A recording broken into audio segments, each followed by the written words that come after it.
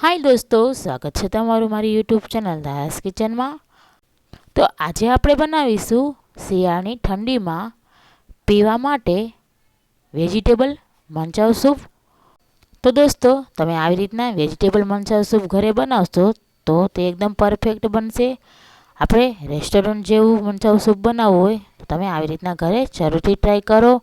તો ચાલો બનાવવાની શરૂઆત કરીએ મંચાવ સૂપ। તો તેની સામગ્રી આ પ્રમાણે છે: 1 કપ ઝીણું સમારેલું કોબી, 1 કપ ઝીણું સમારેલું કેપ્સિકમ, લીલી ડુંગળીના પાંદડા, લીલી ડુંગળીનો ઉપરનો ભાગ, વિનેગર, તીખા લીલા મરચાં, લીલા ધાણા, લીલું લસણ, આદુની paste, soya sauce, red chilli sauce, green chilli sauce, મીઠું, 2 ચમચી કોર્નફ્લોર, ફ્રાય નૂડલ્સ અને તેલ।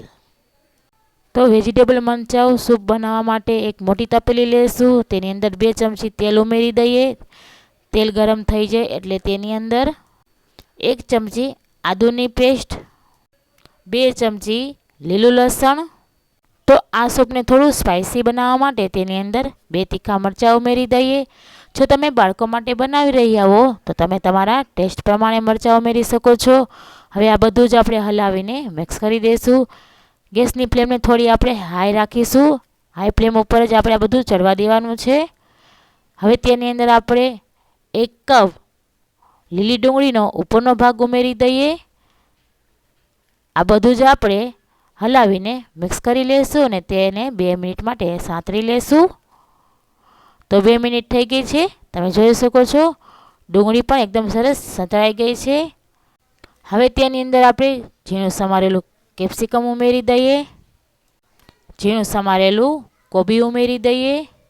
તમે આ સૂપની અંદર ગાજર પણ ઉમેરી શકો છો। સ્વાદ પ્રમાણે મીઠું ઉમેરી દઈએ।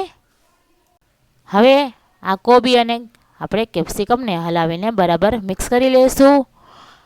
તો 2 મિનિટ માટે આ કોબી અને કેપ્સિકમને આપણે સાંતળી લેશું। તો વેજીટેબલ મંચાવ સૂપ બનાવતી વખતે તમારે ખાસ ધ્યાન રાખવું કે વેજીટેબલ હંમેશા તમારે ઝીણા ઝીણા સમારવા, તો સૂપ એકદમ સરસ બને। કોબી અને કેપ્સિકમ સંતળાય છે ત્યાં સુધીમાં કોર્નફ્લોરની સ્લરી તૈયાર કરી લઈશું। આપણે 2 ચમચી કોર્નફ્લોર લીધો છે, તેની અંદર 1/4 કપ જેટલું પાણી ઉમેરી દઈએ ને તેની આપણે સ્લરી તૈયાર કરી લઈશું। તો મંચાવ સૂપ બનાવવા માટે કોર્નફ્લોરની સ્લરી તૈયાર છે। તમે જો ડાયરેક્ટ કોર્નફ્લોર ઉમેરશો તો ગાંઠા ગાંઠા થઈ જશે। તો કોબી અને કેપ્સિકમ સરસ સંતળાઈ ગયા છે, તમે જોઈ શકો છો। હવે તેની અંદર હું 500 ml પાણી ઉમેરી દઈશ, એટલે કે 4 કપ જેટલું મેં પાણી લીધું છે। તેને હલાવીને હું મિક્સ કરી લઈશ। ગેસની ફ્લેમને હાઈ કરી દઈશું। હવે આપણે આ મંચાવ સૂપની અંદર બધા સોસ ઉમેરી દઈશું। એટલે 1 ચમચી રેડ ચીલી સોસ ઉમેરી દઈએ, 1 ચમચી ગ્રીન ચીલી સોસ ઉમેરી દઈએ, 1 ચમચી સોયા સોસ ઉમેરી દઈશું। સોયા સોસ તમારે વધારે નથી ઉમેરવાનો। હવે તેની અંદર આપણે 1 ચમચી વિનેગર ઉમેરી દઈએ। હવે આ મંચાવ સૂપની અંદર આપણે જે કોર્નફ્લોરની સ્લરી તૈયાર કરી હતી તે પણ ઉમેરી દઈએ। તેને હલાવીને આપણે મિક્સ કરી લઈશું। આ સૂપને આપણે હાઈ ફ્લેમ ઉપર ઉકળવા દેવાનું છે। સ્લરી ઉમેર્યા બાદ તેને સતત હલાવ્યા કરવાનું છે, જેથી કરીને ગાંઠા ન પડે। હવે આપણે તેની ઉપર જે લીલી ડુંગળીના પાંદડા લીધા હતા તે પણ ઉમેરી દઈએ। ફરીથી આપણે થોડું લીલું લસણ ઉમેરી દઈશું। આ બધી વસ્તુ આપણે થોડી થોડી ઉપરથી ઉમેરીશું। તો તેને હલાવીને આપણે મિક્સ કરી લેશું। તો આપણે આ સૂપની અંદર ખાટો મીઠો ટેસ્ટ લાવવા માટે હવે તેની અંદર 3 ચમચા જેટલું ટમેટો સોસ ઉમેરી દઈએ। હવે આપણે આ સૂપની અંદર થોડા લીલા ધાણા ઉમેરી દઈએ। સૂપ સારી રીતના ઉકળે છે, તમે જોઈ શકો છો। લીલા ધાણા આપણે ઉમેરી દીધા છે એટલે તેને હલાવીને આપણે મિક્સ કરી લેશું। હવે આ સૂપને આપણે એક ઉભરો આવવા દેવાનો છે। ઉભરો આવી જાય એટલે આપણું વેજીટેબલ મંચાવ સૂપ બનીને તૈયાર થઈ જશે।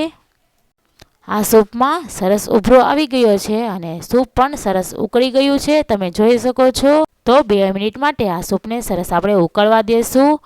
હવે તેને હલાવીને બરાબર મિક્સ કરી લઈએ। તો આપણું વેજીટેબલ મંચાવ સૂપ બનીને તૈયાર છે.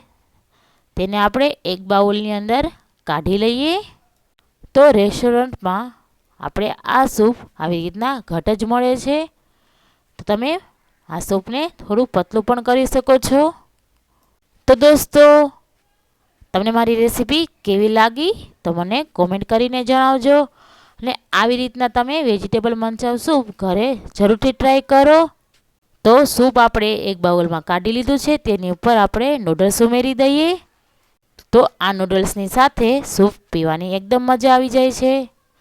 તમે આ સૂપ શિયાળાની ઠંડીમાં પી શકો છો. તેની ઉપર આપણે થોડા લીલા ધાણા ઉમેરી દઈએ. તેની સાથે તેની ઉપર આપણે લીલી ડુંગળીના પાંદડા પણ ઉમેરી દઈએ. તેને હલાવીને આપણે મિક્સ કરી લઈશું. તો દોસ્તો, તમે મારા વિડીયોને લાઈક કરજો, વધુમાં વધુ શેર કરજો, મારી યુટ્યુબ ચેનલને સબસ્ક્રાઈબ કરજો, બાજુમાં આપેલું બેલ આઇકન બટન પ્રેસ કરો, જેથી કરીને મારા વિડીયોનું નોટિફિકેશન સૌથી પહેલાં તમને મળે. હવે આપણે મળીએ આવી જ બીજી રેસીપી સાથે નેક્સ્ટ વિડીયોમાં. તો ત્યાં સુધી બાય દોસ્તો.